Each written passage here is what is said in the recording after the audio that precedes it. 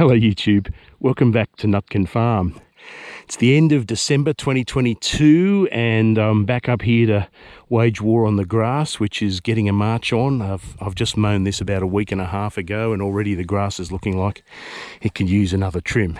There's a big wall of grass over here, which is the unused part of my spare paddock. It's all fallow and has been fallow for many years. That sort of grass is worth slashing in the winter, but certainly not in the summertime, where it'll just grow back and ruin your efforts pretty much within a few weeks of you making them.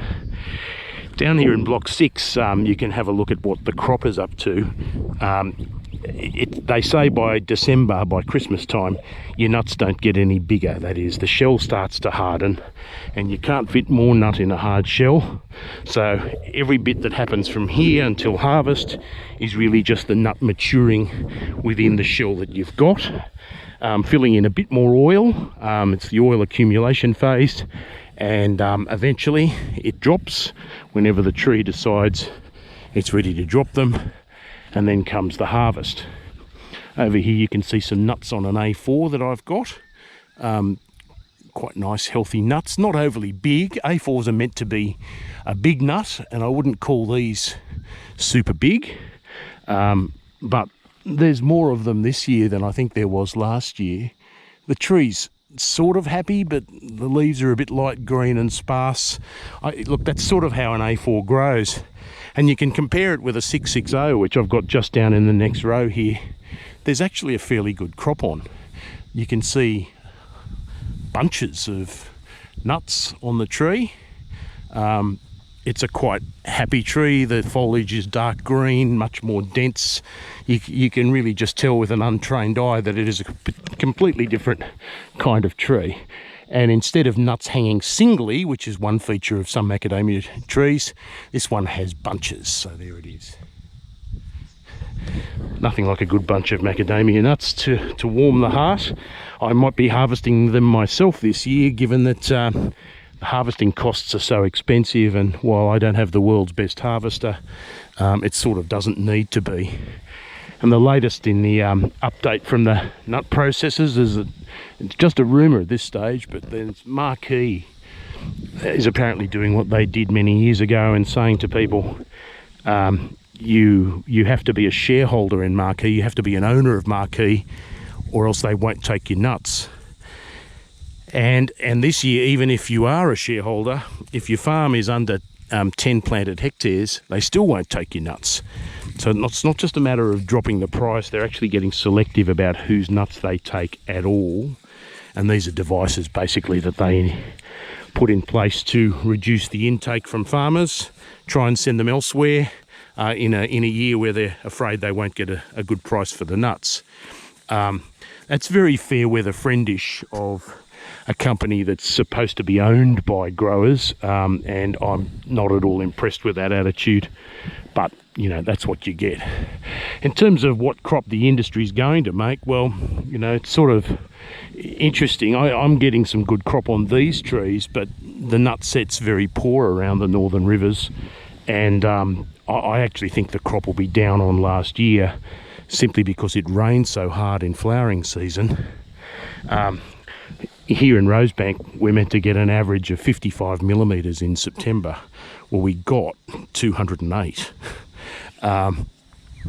Interestingly, November, when the nuts are meant to be putting on size at a rapid rate, we're supposed to get 131 millimetres, which is very good for that nut sizing.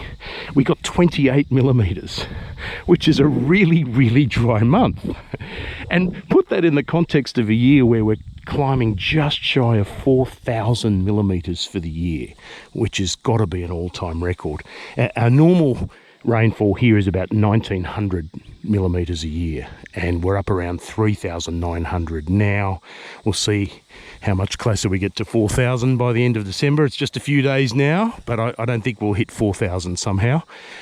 That's a heap of rain, but it depends when you get it. We didn't want it in September and we got it. We did want it in November and we didn't get it. And that's the luck of farming. You know, the trees are reasonably resilient to that, as you can see from the crop on these ones. But yeah, there's a lot of luck involved in farming. It's just one of those gambles that happen in business and happen in life. Now, returning to the low price equation and the fact that we have to try and save money as an industry and spend on what counts and don't spend on what not counts, I've asked people like Peter Fraser, Nick Savage and Bruce Chester what you might do in a low price year, where you might save money and what you might spend money on. One discussion I've not really had is about kelp. Now, kelp isn't a natural fertilizer for really most products because they don't live in the sea, and kelp wouldn't wash this far inland even if there was a huge tidal wave. So putting kelp on a plant is not necessarily a natural thing to do, even though it's mostly certified organic. So is that worth doing in a low price environment?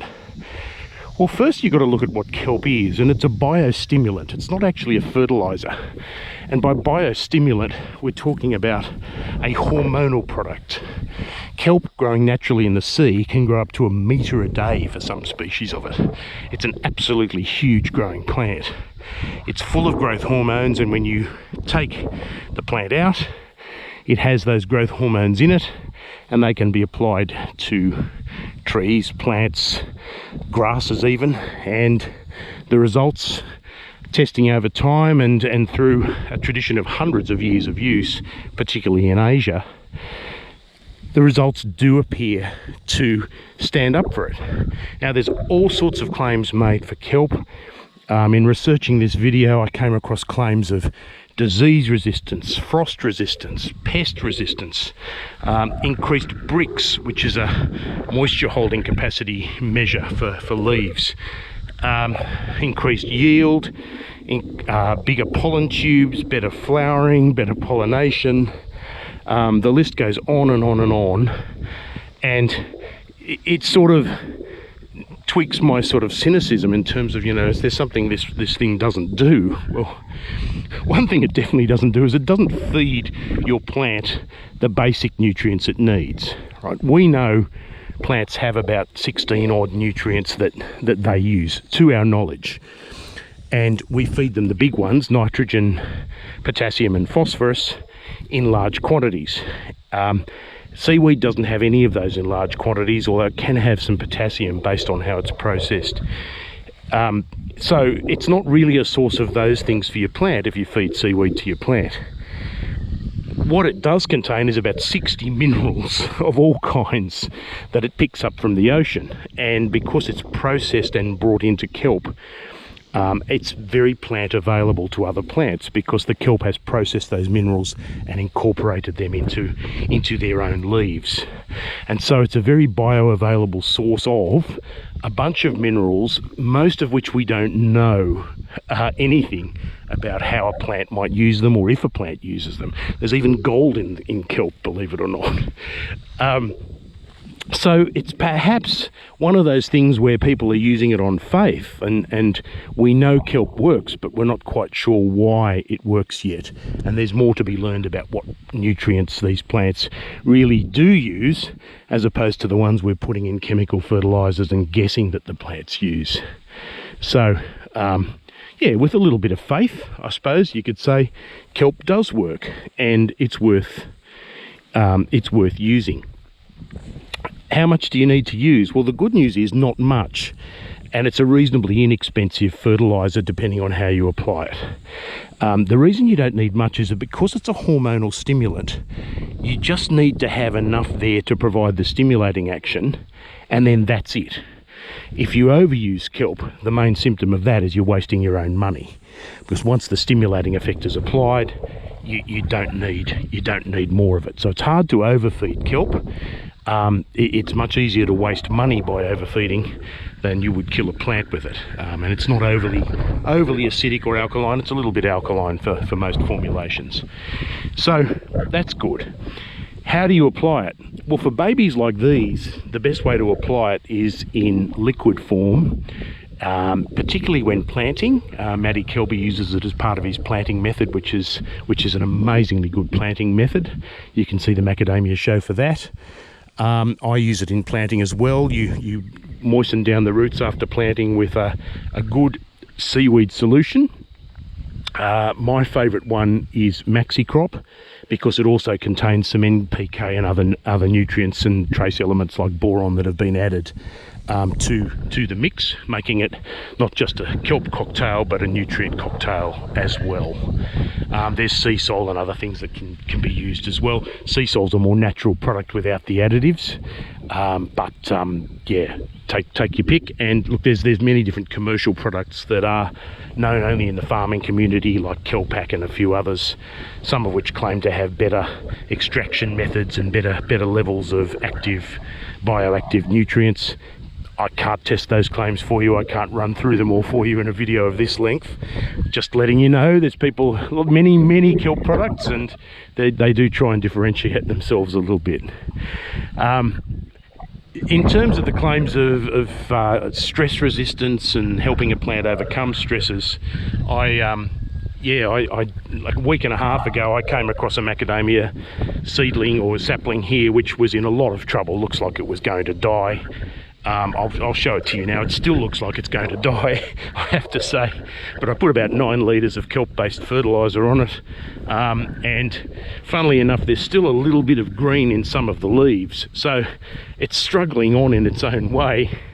But yeah, look, you know, don't expect kelp to provide complete miracles. So here's an example. There's a few green leaves. Look, I don't know if the tree will make it. It doesn't look like it. I might put a bit more on.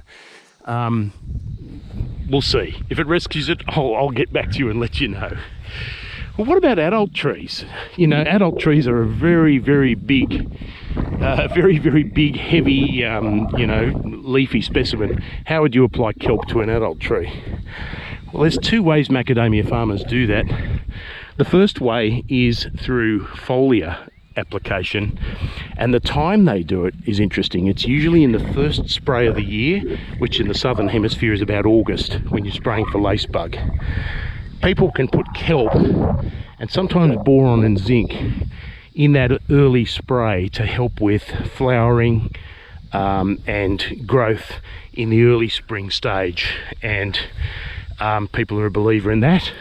You do have to watch what kelp product you're using and whether it's compatible with the particularly with the pesticide that you're using. You've got to make sure it is compatible with those sprays, because if you use a highly alkaline seaweed spray and mix it with acidic insecticides, you may end up having a reaction that neutralizes the insecticide, and that's not what you want, not when you're spending that kind of money. But people are a big believer in applying kelp at that pre-flowering stage. The other way to apply it is in pelletized food that you can get to put on your orchard, or even loose food, but it's more common in pelletized products like in Australia, Organic Life, Silica Booster, which is my favourite, and a couple of others. Sea Mungus is one that heavily features powdered kelp in its pelletized product. So it's mostly chicken manure, but it's got some powdered kelp in there as well. Because the powdered kelp is soluble, it can get in at the root zone and start providing the same benefit. Kelp's one of those things, because it is a hormonal product, it'll get in through the leaves as well as the roots. I don't know if it works absolutely. Again, it's one of those faith things, but I absolutely love having kelp as part of a combined product along with chook manure. I think it is better than chook manure just by itself. Silica Booster, of course, has silicon as well, which is a great root tonic too. So when you combine the apparently growth promotant effects of kelp on roots and the effects of silicon on root volume, you're giving the plant a really good chance at life.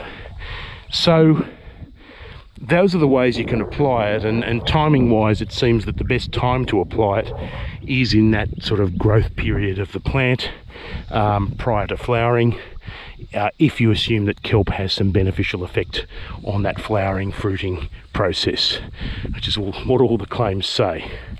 So, kelp, yes or no? My conclusion is yes. Still worth spending your money on. It's not an overly expensive thing to do. It is, I think, good for babies. You don't want to treat it as a replacement for fertilizer, so don't do an either-or scenario. You do need fertilizer as well, but as a stress-resistant product, something that will help promote growth of an early tree, and hopefully prevent casualties like this poor fella over here, which was doing fine a week and a half ago, and then in a single week and a half it's managed to just die on me. And that's why you plant trees in autumn, not spring. But you know, luckily most of these other trees are actually doing okay. I might see if I can get around and do some manual watering later on if the weather stays dry. Anyway, that's my update for now. It could be my last one for 2022 unless I get time to get back to you again.